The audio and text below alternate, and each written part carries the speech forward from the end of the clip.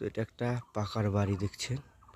তো এর ভিতরে সাপ আছে কি করে, এই দেখুন, এই যে ফাটলটা দেখেছেন, এই দেখুন এর ভিতরে সাপ আছে।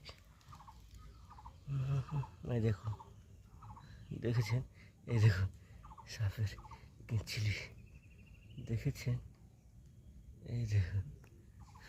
মোবাইলটা ঢুকছে না, মোবাইলটা ঢুকলে দেখি। এই দেখুন মোবাইলটা ঢুকছে না, মনে হচ্ছে ভিতরে সাপ আছে। দেখুন এদিকটাও দেখুন, দেখেছেন, দেখেছেন, এই দেখুন, এই দেখুন।